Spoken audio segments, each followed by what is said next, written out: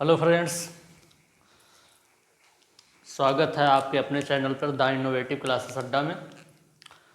तो जैसे हम लोग कल देखे थे डोजेज फॉर्म, उसका क्लासिफिकेशन कर लिए थे, एक का हो गया था। उसमें ड्रग्स हम लोग जो देखे थे,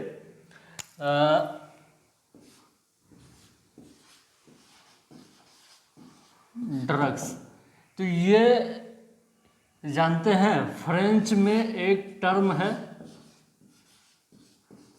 फ्रेंच, ये टर्म है क्या, DROU, ड्रग यू, जिसका मतलब होता है ड्राई हर्ब। ये आपका टर्म जो है ये फ्रेंच में है और जिसका मीनिंग होता है ड्राई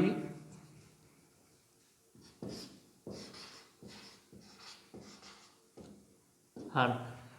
इसी को इंटरचेंज करके क्या लिखा जाता है, ड्रग्स। इसी वर्ड को इंटरचेंज किया करके हम लोग मॉडिफाई करके क्या लिखते हैं, ड्रग्स। वरना यही जो मेन वर्ड है ये है आपका ओल्ड फ्रेंच, जो फ्रेंच का टर्म है ड्रग यू। ये फ्रेंच टर्म जिससे वहाँ की लैंग्वेज का एक टर्म है ड्रग यू, उसी से हम लोग डिराइव किए हैं, उसको मॉडिफाई किए हैं, इंटरचेंज किए हैं, जिसको यहाँ मतलब कहते हैं ड्रग्स। और इसी डोजेज फॉर्म का क्लासिफिकेशन हम लोग देख लिए थे, क्या क्या था, क्लासिफिकेशन ऑफ डोजेस। इसमें पहला तो आपका था रूट ऑफ एडमिनिस्ट्रेशन,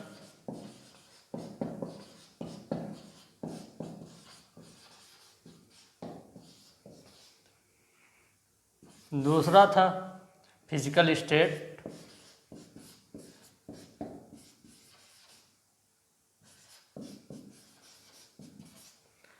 और तीसरा साइट ऑफ एप्लीकेशन,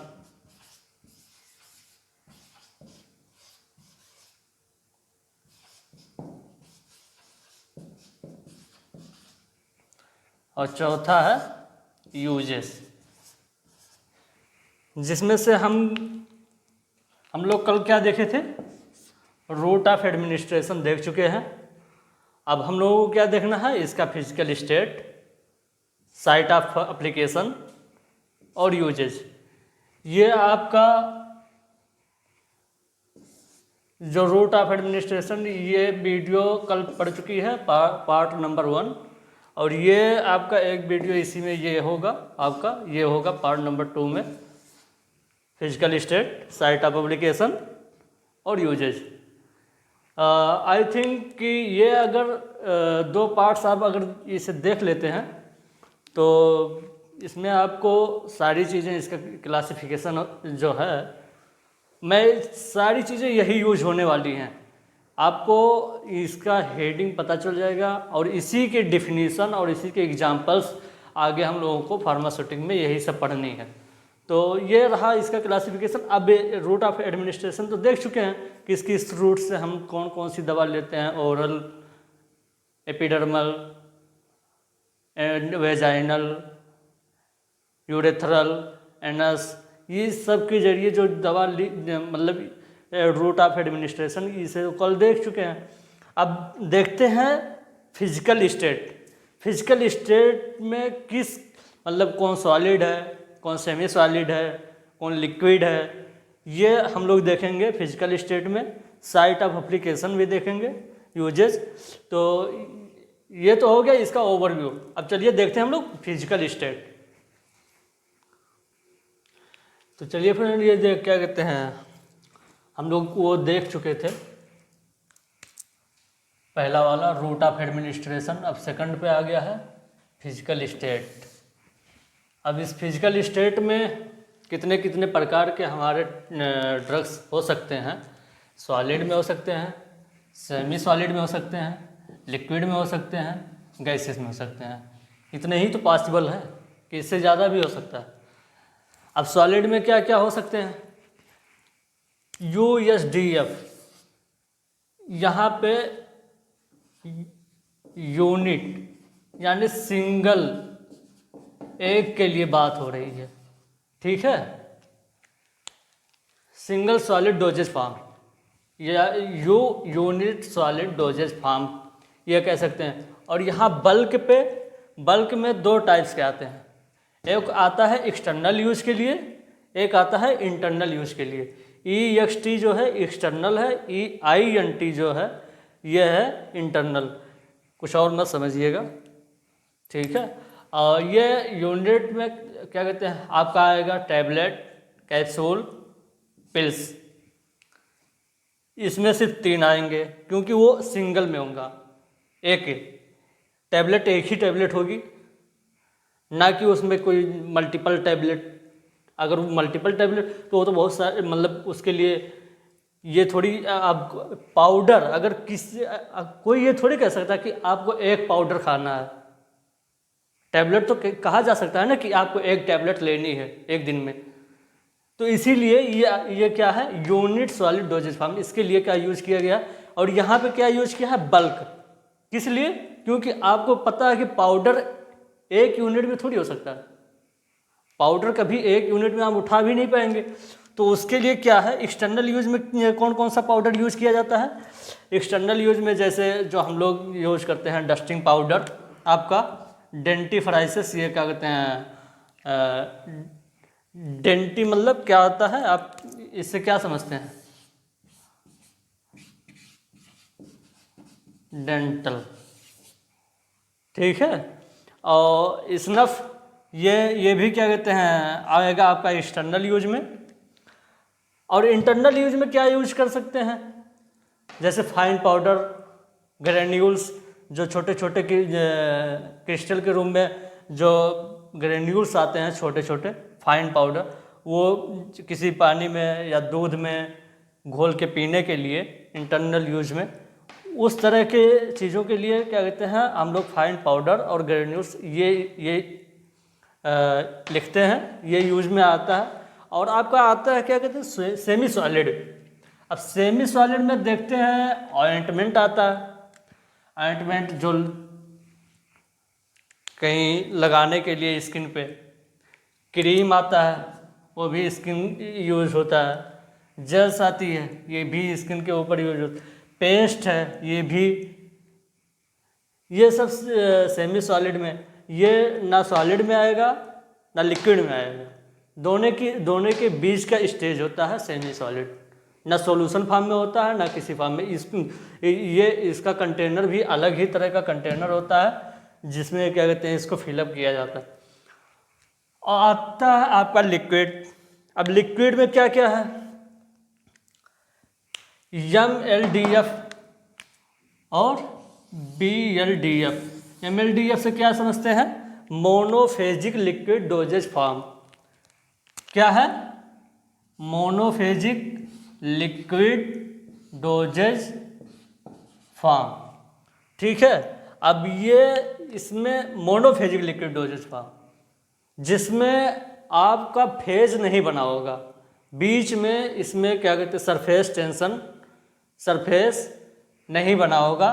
ये आएगा आपका, मतलब उसमें अगर कोई लिक्विड है ऐसे फिलअप किया है, उसमें आपको कोई दूसरा फेज नहीं दिखाई देता है, दूसरे पेन से बना देते हैं, कोई उसमें दूसरा फेज नहीं दिखाई देता है, तो उसको आप क्या कहेंगे, मोनोफेजिक। क्योंकि उसी में वो पूरी तरह से कंप्लीटली डिसॉल्व हो चुका है, उसमें कोई फेज और नहीं दिखाई देता, वो होगा क्या, मोनोफेजिक। और ये क्या है, बाईफेजिक। बाईफेजिक, इसमें अगर एक तरफ आयल होगा तो उसी में वाटर भी होगा, इसमें आएगा आपका बाईफेजिक लिक्विड डोजेज फार्म। उसमें लेयर फार्म होगा, इसमें लेयर फार्म नहीं होगा। इसमें क्या कहते हैं आपका कोई भी लेयर फार्म नहीं करेगा और इसमें आपका लेयर फार्म करेगा। इसमें आता है आपका सस्पेंशन और इमल्सन बाईफेजिक में, ठीक है। और ये मोनोफेजिक में दो चीज़ें हैं, इंटरनल यूज के लिए दूसरी चीज़ें हैं, एक्सटर्नल यूज के लिए भी दूसरी चीज़ें हैं। क्या क्या हम इंटरनल यूज कर सकते हैं, जैसे हम सिरप पीना हो, सिरप हम पी सकते हैं। ड्रॉप्स है, जो पोलियो ड्रॉप्स पिलाया जाता है वो आएगा आपका इसी में मोनोफेजिक लिक्विड डोजेज फॉर्म में। लिंक्टस, एलिक्जर्स, ये सब आपके क्या कहते हैं आएंगे मोनोफेजिक लिक्विड डोजेज फॉर्म में। और आपका एक्सटर्नल यूज के लिए लोशन, जो खुजली उजली में जो लोशन दिया जाता है लगाने के लिए, वो आता है आपका क्या कहते हैं एक्सटर्नल यूज के लिए। स्प्रे, जो परफ्यूम के रूप में इस्तेमाल किया जाता है। Eye lotion, nasal drops, eye drops, mouth wash, ये सारी चीज़ें आप जनरल वे में यूज किए होंगे, देखिएगा। उसमें उस पर ये चीज़ भी मेंशन होगी, एक्सटर्नल यूज भी मेंशन होगा। और ये भी आपने यूज कर चुके होंगे ज़रूर। छोटे बच्चे रहे होंगे, बीमार होंगे, हम खुद बीमार थे तो क्या दूसरों, सब बीमार होते हैं, ऐसी बात नहीं। गैसियस में क्या आता है आपका इनहेलर, जैसे अस्थमा वाले यूज करते हैं।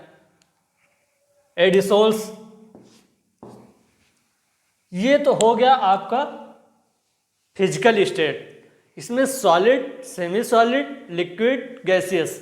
अब ये सब चीज़ें जो हैं आपके जो एग्जाम्पल्स हैं, unit solid doses form, monophasic liquid doses form, biphasic liquid, ये सब चीज़ें आप अभी पढ़ेंगे। इसके एक एक डेफिनीसन, इसका डेफिनीसन भी पढ़ा जाएगा क्या किसमें, फार्मास्यूटिक में, और वो भी इम्पॉर्टेंट है। ये क्लासिफिकेशन भी इम्पॉर्टेंट है। ये क्लासिफिकेशन बहुत ही इम्पॉर्टेंट है। अगर ये नहीं याद होगा तो आपको पता नहीं चलेगा कि कौन सा सेमी सॉलिड है, सॉलिड है, लिक्विड है। एग्जाम्पल इधर का उधर करने के लिए तो अगर नहीं याद रहेगा तो इधर का उधर होगा ही। इसीलिए हम चाहते हैं कि आप लोग इसका स्क्रीनशॉट ले लें या तो इसको नोट डाउन कर लें और अच्छे से इसको लर्न कर लें। अब इसके बाद देखेंगे हम लोग। तो फ्रेंड्स ये देखते हैं 3rd नंबर का साइट ऑफ एप्लीकेशन। पहला देख चुके हैं रूट ऑफ एडमिनिस्ट्रेशन, सेकंड देख चुके हैं फिजिकल स्टेट, और 3rd है साइट ऑफ एप्लीकेशन। इसमें क्या क्या है, साइट ऑफ एप्लीकेशन बोले तो आपका किस मतलब स्किन पे अप्लाई करते हैं, आँख में, दांत पे, हैंड पे, और फुट, हेयर, नेजल, ये होते हैं मतलब कहाँ कहाँ हम अप्लाई कर सकते हैं, कौन कौन सी चीज़ें हैं जहाँ हम वहाँ वो चीज़ें इस जगह पे हम अप्लाई कर सकते हैं। जैसे स्किन पे क्या क्या अप्लाई कर सकते हैं, स्किन पे आप क्रीम अप्लाई कर सकते हैं, ऑइंटमेंट अप्लाई कर सकते हैं, लोशन, लाइनिमेंट, ये चीज़ें हम स्किन में अप्लाई कर सकते, स्किन पे अप्लाई कर सकते हैं। और आँख में क्या डाल सकते हैं, सॉल्यूशन, ऑइंटमेंट, क्रीम, ये सब चीज़ें हैं। और दांत पे तो टूथपेस्ट तो आप जानते हैं, टूथपेस्ट है, टूथ पाउडर है, ठीक है। ये है क्या कहते हैं आपका अप्लाई करने के लिए टूथ पे। और हैंड के ऊपर हैंड वॉश आता है आपका, हैंड क्रीम है, लोशन है, जिसे बॉडी लोशन भी कहते हैं, वो पूरे बॉडी पे जो अप्लाई किया जाता है नहाने के बाद, वो चीज़ें आती हैं। हैंड वॉश, जिससे आप क्या कहते हैं जो आपका लाइफ बॉय का हैंड वॉश जो आता है डिटॉल का, ये चीज़ें हैंड वॉश है। फुट पे आप वहाँ पे क्या अप्लाई कर सकते हैं, डस्टिंग पाउडर, ठीक है। ये फुट ये पैर ही होता है, अंग्रेजी है, ठीक है, पैर है। ऑइंटमेंट,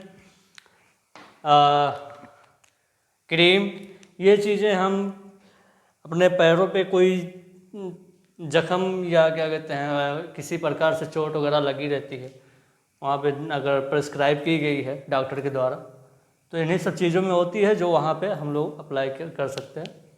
और आता है हेयर पे। हेयर पे जैसे आप शैम्पू यूज़ करते हैं, हेयर क्रीम यूज़ करते हैं, हेयर लोशन यूज़ करते हैं, कंडीशनर यूज़ करते हैं, ठीक है। ये आपको क्या हो गया हेयर पे अप्लाई करने वाली चीज़ें। और नोज़ल से क्या क्या चीज़ें हैं, सॉल्यूशन है, इनहेलर है, स्प्रे है, बहुत सारी चीज़ें, बहुत सारे मेडिसिन ऐसे हैं, ड्रग्स ऐसे हैं जो इनहेलर के रूप में यूज किया जाता है। आपको स्प्रे करनी पड़ती है नाक में, जो सांस लेते समय आपको ब्रीथिंग के जो ऑक्सीजन जाता है अंदर, उसी के जरिए अंदर तक जाता है, वो अपना साइट ऑफ एक्शन शो करता है। तो ये हो गई आपकी साइट ऑफ एप्लीकेशन। ये 3rd नंबर है। और 4th नंबर पे आता है आपका यूज। अब यूज में 2 ही चीज़ें हैं, इंटरनल,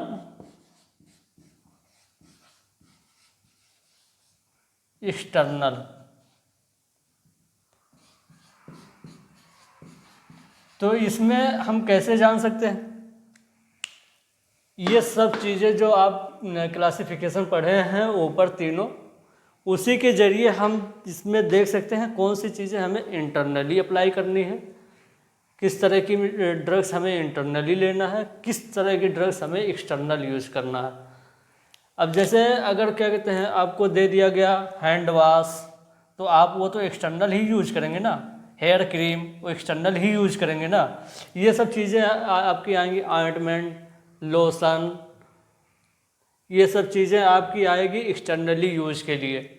अब इंटरनली यूज के लिए जो क्या कहते हैं टैबलेट है, कैप्सूल है, ये सारी चीज़ें आती हैं इंटरनल यूज के लिए, इनहेलर वगैरह, सिरप, ये सब चीज़ें आती हैं आपके इंटरनल यूज के लिए। और एक्सटर्नल यूज का डस्टिंग पाउडर हो गया, हैंड वॉश हो गया, टूथपेस्ट हो गया, ऑइंटमेंट हो गया, क्रीम हो गया, लाइनमेंट हो गया, हेयर कंडीशनर हो गया, स्प्रे हो गया, ये सब चीज़ें आपकी आएंगी क्या कहते हैं एक्सटर्नल यूज पे।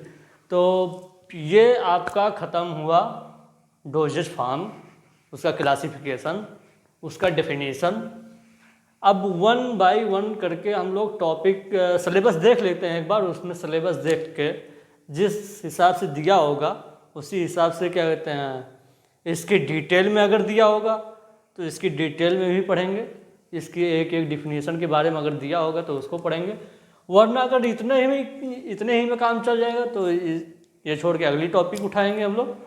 तो आई होप कि ये दोनों लेक्चर्स देखने के बाद आपको डोजेस फार्म के जितने डाउट्स होंगे सारे क्लियर हो जाएंगे। चलिए पढ़ते रहिए, नोट डाउन कर लीजिएगा। जय हिंद, जय भारत।